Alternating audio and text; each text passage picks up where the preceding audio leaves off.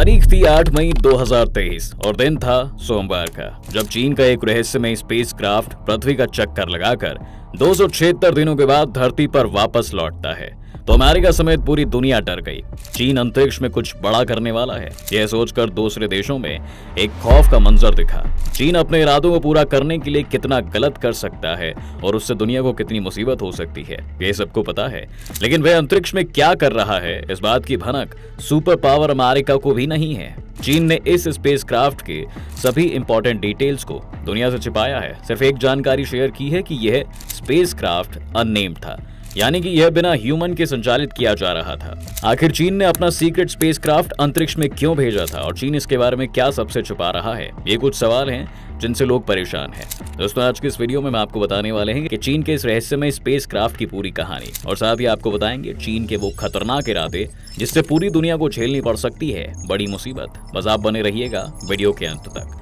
दोस्तों, चीन ने पिछले कुछ 10 सालों में स्पेस रिसर्च के फील्ड में बहुत बड़ा नाम कमाया है। स्पेस एक्सप्लोरेशन एंड रिसर्च में चीन अब अमेरिका को सीधा टक्कर दे रहा है। कभी खुद का सूर्य तो कभी चंद्रमा, फिर खुद का अपना स्पेस स्टेशन, मंगल मिशन, जाने कितने स्पेस मिशन को चीन ने अब तक सफलतापूर्वक अंजाम दिया है। हालांकि चीन अपने कौन से मिशन की जानकारी दुनिया से साझा करे और कौन सा मिशन सीक्रेट रखे, ये डिपेंड करता है चीन की स्पेस मिशन सीक्रेसी पॉलिसी पर। अभी हाल ही में चीन का एक सीक्रेट स्पेसक्राफ्ट 276 दिनों तक पृथ्वी की ऑर्बिट में रहने के बाद धरती पर वापस लौटा है। चीन इस सीक्रेट मिशन को एक ऐतिहासिक मिशन बता रहा है, लेकिन दुनिया को इसके बारे में कुछ भी पता नहीं लग पा रहा है। दोस्तों, इस स्पेसक्राफ्ट को चीन ने अगस्त 2022 में अपने जियोकान सैटेलाइट लॉन्च सेंटर से लॉन्च किया था। चीन ने इस मिशन के बारे में बहुत कम जानकारी दुनिया के सामने रखी थी। इस मिशन का उद्देश्य क्या था, इसके फीचर्स के बारे में, या फिर अर्थ ऑर्बिट में इस स्पेसक्राफ्ट ने क्या रिसर्च किया, चीन ने ये सब जानकारी बिल्कुल सीक्रेट रखी है। याद है कि चीन ने स्पेसक्राफ्ट के फोटो को भी अब तक पब्लिक नहीं किया है। इस स्पेसक्राफ्ट को China aerospace science and technology Corp नाम की कंपनी ने बनाया है। कंपनी ने इस सीक्रेट स्पेसक्राफ्ट को रीयूजेबल टेक्नोलॉजी से डेवलप किया है, जिससे कि यह दोबारा से यूज किया जा सके। दोस्तों, चीन हमेशा कुछ अलग और खतरनाक करने के लिए पूरी दुनिया में मशहूर है। कभी वह दूसरे देशों की जासूसी करता हुआ पकड़ा गया है, तो कभी वह किसी की जमीन को हड़पने की साजिश करता है। उस पर कोई भी कितना आरोप लगा ले, जलील कर ले, लेकिन वह अपनी हरकतों से बाज नहीं आ सकता। आपको याद होगा कि अभी कुछ समय पहले ही चीन का एक जासूसी बलून अमेरिका में देखा गया था। मीडिया रिपोर्ट्स के मुताबिक चीन का यह स्पाई बलून अमेरिका की कई मिलिट्री साइट्स की सीक्रेट इंफॉर्मेशन को चोरी कर रहा था और इंपॉर्टेंट इंफॉर्मेशन को कलेक्ट करके सीधे चीन की राजधानी बीजिंग को भेज रहा था। हालांकि अमेरिका ने उस स्पाई बलून को अमेरिकन स्पेस में एंटर करने पर मार गिराया था, लेकिन चाइना का इस पर कहना कुछ और ही था। चीन ने कहा कि यह कोई स्पाई बलून नहीं था, यह एक सिविलियन बलून था जो एक्सीडेंटली यानी कि अनजाने से अमेरिकन टेरिटरी में एंटर कर गया था। दोस्तों, ऐसे एक नहीं बल्कि चीन अपने कई हरकतों से दुनिया को परेशान करता रहता है। जमीन के साथ साथ वह स्पेस को भी अब एक वॉर जोन में बदल रहा है। उसके बेल्ट एंड रोड इनिशिएटिव को ही ले लो। जी हाँ, अब तक इस इनिशिएटिव में उसने 150 से भी ज्यादा देशों को शामिल कर लिया है। इस प्रोजेक्ट के तहत वह इन सभी देशों को रेल, रोड, हाईवेज और सी रूट से कनेक्ट करेगा। अपने बिलियंस ऑफ डॉलर्स इसमें खर्च कर रहा है। अब दुनिया ट्रेड करेगी तो उसके बनाए गए इंफ्रास्ट्रक्चर पर। इस मेगा प्रोजेक्ट के पीछे उसकी मंशा देखिए। वह पूरी दुनिया में एक परसेप्शन क्रिएट करना चाहता है कि वह विश्व आर्थिक शक्ति का सुपर लीडर है। खैर, ये तो है उसकी सॉफ्ट पॉलिसी दुनिया को रूल करने की, लेकिन उसके मिलिट्री और अग्रेसिव पॉलिसी भी है दुनिया में अपनी बादशाहत को दिखाने की। साउथ चाइना का ही एग्जाम्पल ले लो। इस सी के आसपास कई देश हैं, लेकिन चीन का दावा है कि सी के साथ साथ सभी एरिया में आने वाले सारे आइलैंड्स भी उसी के ही हैं और उस पर कब्जा पाने के लिए वह सभी से जंग भी लड़ने को तैयार है। इसके लिए उसका अमेरिका के साथ साथ वियतनाम, ताइवान और फिलीपींस से विवाद है। साउथ चाइना में वह कई मिलिट्री बेस भी बना चुका है। अब भारत के साथ ही उसका विवाद ले लो। अरुणाचल प्रदेश को कहता है कि ये उसका है और लद्दाख के कुछ हिस्से को उसने गैर कानूनी तरह से कब्जा कर लिया है और उसे अक्साई चीन का नाम दे दिया है। इतना ही नहीं, उसके डेब्ट और ट्रैप पॉलिसी का एग्जाम्पल ले लो। यह पॉलिसी एक कहावत, सांप भी मरे और लाठी भी ना टूटे, इस पर बिल्कुल फिट बैठती है। पहले वो गरीब देशों को, जरूरतमंद देशों को मदद के नाम पर लोन देता है और फिर धीरे धीरे उसके क्षेत्र पर कब्जा करने लगता है। इस पॉलिसी का सबसे बड़ा विक्टिम श्रीलंका और पाकिस्तान है, लेकिन आने वाले समय में अफ्रीका और एशिया के कई देश हैं जो उसके डेब्ट एंड ट्रैप पॉलिसी के जाल में फंसने वाले हैं। अब दोस्तों, 2018 में आई एक न्यूज तो आपने भी सुनी होगी, जब यह कहा गया कि चीन ने एक आर्टिफिशियल सन यानी जलाने के कृत्रिम सूर्य बना लिया है। यह दरअसल दोस्तों एक न्यूक्लियर रिएक्टर है जिसे चीन के वैज्ञानिकों ने बनाया है और इसमें ठीक उसी तरह से अनलिमिटेड एनर्जी को जनरेट किया जा रहा है जैसे सन में एनर्जी का जनरेशन होता है। दोस्तों सन या दूसरे स्टार्स के कोर में एक न्यूक्लियर फ्यूजन रिएक्शन होता है।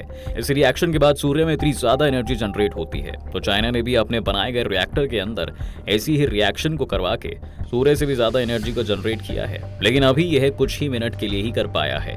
फिर भी यह बहुत बड़ी उपलब्धि है। चाइना ने अब तक इस रिएक्टर में कई बार रिकॉर्ड लेवल के एनर्जी को जनरेट किया है। 12 अप्रैल 2023 को इसने अपने ही सारे रिकॉर्ड्स को ब्रेक करके इस रिएक्टर में पूरे 7 मिनट तक एक्सट्रीमली हाई लेवल एनर्जी को प्रोड्यूस किया। यह एनर्जी सन एनर्जी से कई गुना ज्यादा थी। दोस्तों आपको बता दें कि चीन का यह आर्टिफिशियल सन बनाने का एक्सपेरिमेंट एक इंटरनेशनल एनर्जी मेगा प्रोजेक्ट का ही पार्ट है। इस इंटरनेशनल मेगा प्रोजेक्ट का नाम इंटरनेशनल थर्मोन्यूक्लियर एक्सपेरिमेंटल रिएक्टर यानी कि ITER है। यह एक ऐसा रिसर्च और एक्सपेरिमेंट है जिसमें पॉल्यूशन फ्री और अनलिमिटेड एनर्जी को जनरेट किया जाएगा।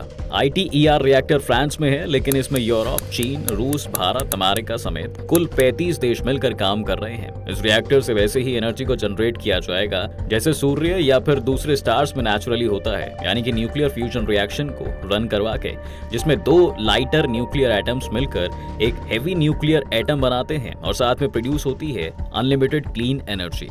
दोस्तों अब आपको मैं चीन के कुछ इंपॉर्टेंट स्पेस मिशन के बारे में कुछ इंटरेस्टिंग फैक्ट्स बताता हूँ। देखिए चीन ने अपना स्पेस मिशन रूस की मदद से 1950 के दशक में शुरू किया था। उस समय वह अमेरिका को दिखाना चाहता था कि वह स्पेस में उससे पीछे नहीं रहेगा। 1955 में शियान यूसेन जो कि एक वर्ल्ड क्लास रॉकेटरी साइंटिस्ट थे, अमेरिका छोड़ चीन आते हैं। चीन आते ही शेसन एक सपना देख रहे थे कि उनके अपने देश की स्पेस रिसर्च एक दिन अमेरिका और USSR से भी आगे होगी। शियान ने सबसे पहले देश के मिसाइल प्रोग्राम को डेवलप करने के लिए गवर्नमेंट के पास एक प्रपोजल भेजा। शियान की उस डेडिकेशन को देखकर चीनी गवर्नमेंट ने तुरंत ही उसे अप्रूव भी कर दिया। 8 अक्टूबर 1956 को चीन के पहले मिसाइल रिसर्च इंस्टीट्यूट की स्थापना हुई और तब उस इंस्टीट्यूट में मात्र 200 स्टाफ थे और सारे स्टाफ का रिक्रूटमेंट खुद शियान ने ही किया था। दोस्तों यहीं से शुरू हुई थी चीन के ऐतिहासिक स्पेस मिशन की, जिसके बाद फिर चीन कभी रुका नहीं। 1965 तक चीन का मिसाइल प्रोग्राम मैच्योर हो जाता है और फिर उसके बाद रॉकेट प्रोग्राम को अप्रूव किया गया। चीन अब तक हजारों आर्टिफिशियल सैटेलाइट्स और क्रूड स्पेसक्राफ्ट को स्पेस में लॉन्च कर चुका है। इसके साथ ही वह खुद का स्पेस स्टेशन भी बना चुका है जिसे वह सक्सेसफुली एडमिनिस्टर भी करता है। आगामी सालों में चीन चांद, मंगल और सोलर सिस्टम को एक्सप्लोर करने के लिए कई मिशंस को लॉन्च करने वाला है। चाइनीज स्पेस स्टेशन की बात करें तो इसका नाम तियांगोंग स्पेस स्टेशन है। इसे 29 अप्रैल 2021 को चीन के वेनचेंग स्पेस लॉन्च साइट से लॉन्च करके पृथ्वी के लोअर ऑर्बिट में स्थापित किया था।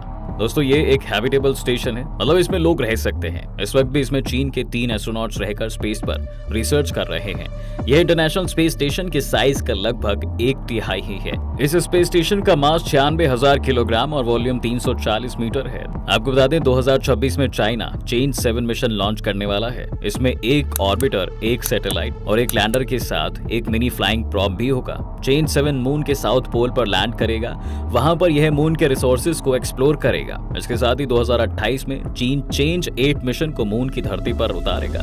इस मिशन से चीन पता लगाएगा कि मून पर रहकर किस टेक्नोलॉजी का यूज करते हुए वहां पर इंफ्रास्ट्रक्चर को डेवलप किया जा सकता है। दोस्तों चीन का प्लान है कि वह अगले कुछ सालों में मून पर एक हैबिटेबल लैब बनाए जिसमें उसके रिसर्चर्स लॉन्ग टाइम तक रहकर रिसर्च कर सकें। इसके लिए वह चेंज 8 मिशन के साथ एक रोबोट भी चांद पर भेजेगा जो वहां की मिट्टी से ईंटें बनाने का काम करेगा। तो दोस्तों चीन का पृथ्वी के साथ साथ स्पेस में भी बड़ा लंबा और खतरनाक प्लान है। वह दुनिया में सबसे आगे रहना चाहता है और इसके लिए वह कुछ भी कर सकता है। उसके किसी एम्बिशन से अगर किसी को कोई प्रॉब्लम भी होती है तो उसे भी उससे कुछ फर्क नहीं पड़ता और साथ ही वह अपने लगभग सभी मिशंस को लोगों से छिपा कर रखता है। दोस्तों इस वीडियो में फिलहाल इतना ही। आप हमें कमेंट करके इस वीडियो में दी गई जानकारी पर अपनी राय जरूर दें और अगर अभी तक आपने चैनल को सब्सक्राइब नहीं किया है तो चैनल को सब्सक्राइब करके बेल आइकॉन को प्रेस कर लें जिससे कि चैनल के सारे नोटिफिकेशंस आपको तुरंत अपने फोन पर मिल जाएं। वीडियो देखने के लिए आप सभी का बहुत बहुत धन्यवाद।